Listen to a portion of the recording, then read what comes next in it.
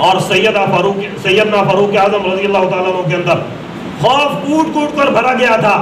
حالانکہ آپ 22 لاکھ مربع میل کے مالک تھے, 22 لاکھ مربع میل پر آپ کی حکومت تھی, لیکن خوف خدا کتنا تھا. آپ رضی اللہ تعالیٰ عنہ گلیوں کے اندر گشت کر رہے تھے کہ آپ کو ایک جگہ سے بچوں کے رونے کی آواز آئی, تو آپ نے جا کر دروازے پہ دستک دی, پوچھا یہ بچے کیوں رو رہے ہیں؟ تو عورت نے بتایا کہ میرے بچے ہیں اور ایک بچہ دودھ پی رہا ہے, اور میں نے اس کا دودھ چھڑوانا چاہتی ہوں. میرا دل ہے کہ یہ دودھ چھوڑ دے, کیونکہ جو بچے دودھ پیتے ہیں سیدنا فاروق اعظم نے ان کا وظیفہ مقرر نہیں کیا, اور میرا دل ہے کہ میرا بچہ جلدی دودھ چھوڑ دے تاکہ آپ میرے بچے کا وظیفہ مقرر کر دیں.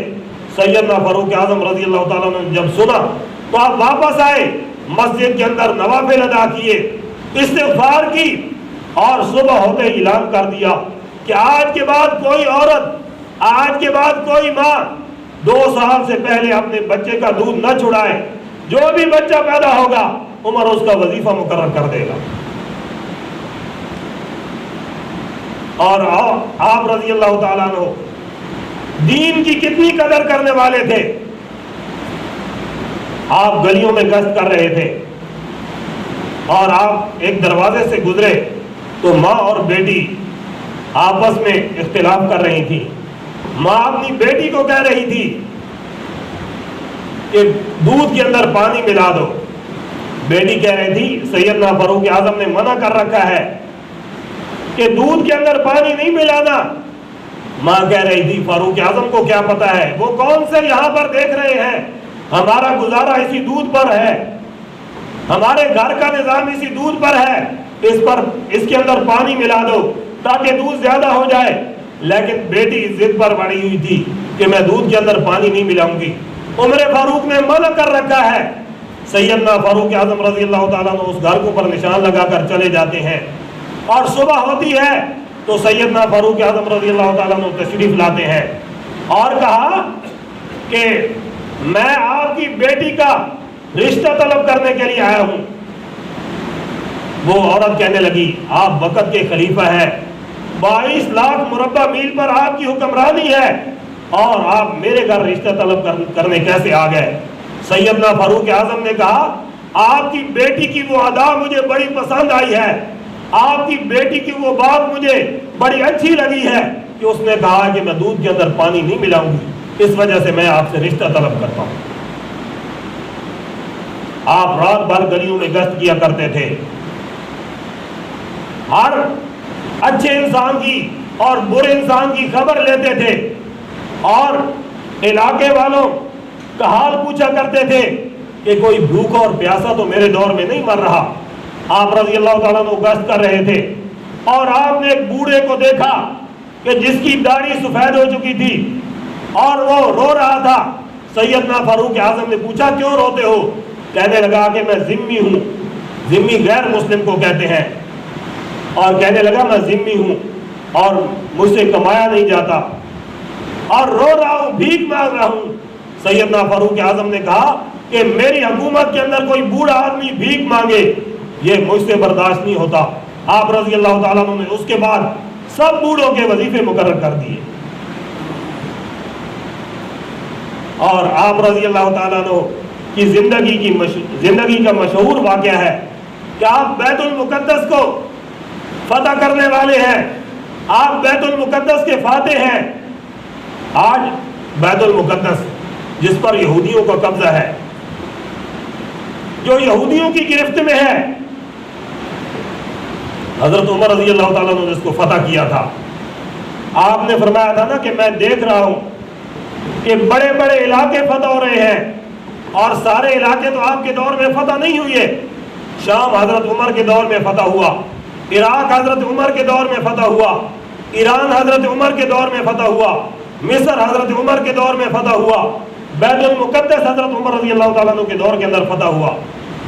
بیت المقدس پر یہودیوں کا قبضہ تھا, تو مسلمانوں کی ایک جماعت جاتی ہے, حضرت ابو عبیدہ رضی اللہ تعالیٰ عنہ اس کے امیر ہوتے ہیں, اور یہودی قلعہ بند ہو گئے. کئی دن تک मुसलमानों ने मुहासरा जारी रखा, लेकिन यहूदियों ने कब्जा न छोड़ा। बिलाखिर यहूदी हजरत अबू उबैदा बिन जर्राह के पास आ जाते हैं और कहते हैं कि आपकी आमद का मकसद यहाँ क्या है, आपके आने की वजह क्या है। तो हजरत अबू उबैदा बिन जर्राह रज़ी अल्लाह ताला अन्हु कहते हैं कि हमारी आमद का मकसद यह है कि हम बंदों की बंदगी से निकाल कर खुदा के सामने झुका दें, रब के बंदों को रब की बंदगी के अंदर ला दें। तो यहूदी कहने लगे आप इस बैतुल मुकद्दस को कभी नहीं फतह कर सकते, इसको उमर फारूक ने फतह करना है। अगर उमर फारूक आ जाए हम चाबियां उनके हवाले कर देंगे, आप बैतुल मुकद्दस को फतह नहीं कर सकते। क्योंकि उन्होंने अपनी किताबों के अंदर पढ़ा था कि सैयदना फारूक आजम रजी अल्लाह ताला अन्हु बैतुल मुकद्दस को फतह करेंगे। तो उसी लश्कर के अंदर एक आदमी था जिसकी शक्ल हजरत उमर से मिलती थी, उन्होंने उस आदमी को आगे किया। तो वो कहने लगे ये आदमी उमर नहीं है, उमर के मुशाबे जरूर है मगर इसके अंदर वो निशानियां नहीं है जो हमने किताबों के अंदर पढ़ी है।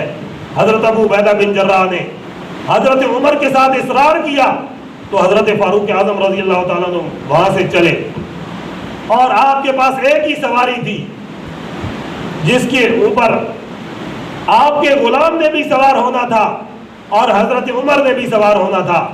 तो आपके गुलाम ने कहा कि आप सवार हो जाएं, मैं पैदल चलूंगा। लेकिन हजरत उमर ने कहा नहीं, बल्कि 5 मील आप पैदल चलेंगे और मैं ऊपर सवार होऊंगा, और 5 मील मैं पैदल चलूंगा और आप ऊंट के ऊपर सवार होंगे।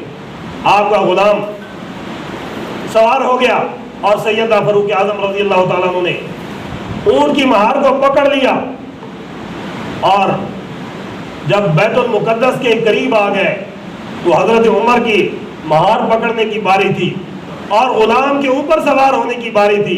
गुलाम कहने लगा हजरत जी ऐसा नहीं हो सकता कि मैं ऊपर बैठ जाऊं और आप ऊंट की महार को पकड़ लें, आप वो ऊपर सवार हो जाए, मैं उनकी महार को पकड़ता हूं।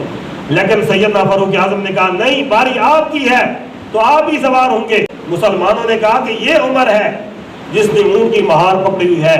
यहूदियों ने जब देखा तो कहने लगे वाकईतन यही उमर है, इसकी निशानी हमने किताबों के अंदर पढ़ी थी कि ये बैतुल मुकद्दस को फतह करेगा। सैयदना फारूक आजम जब बैतुल मुकद्दस के पास पहुंचते हैं तो यहूदियों ने चाबी उनके हाथ पर रख दी और बैतुल मुकद्दस उनके हवाले कर दिया। आपकी जिंदगी का अजीम कारनामा है।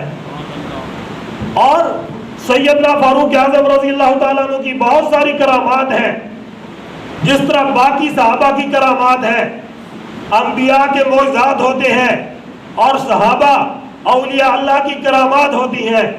सैयदना फारूक आजम रजी अल्लाह ताला अन्हु के दौर के अंदर एक मरतबा मदीना के साथ आग लग गई तो सैयदना फारूक आजम रजी अल्लाह ताला अन्हु ने अपनी चादर भेजी कि उस आग के अंदर डाल दो।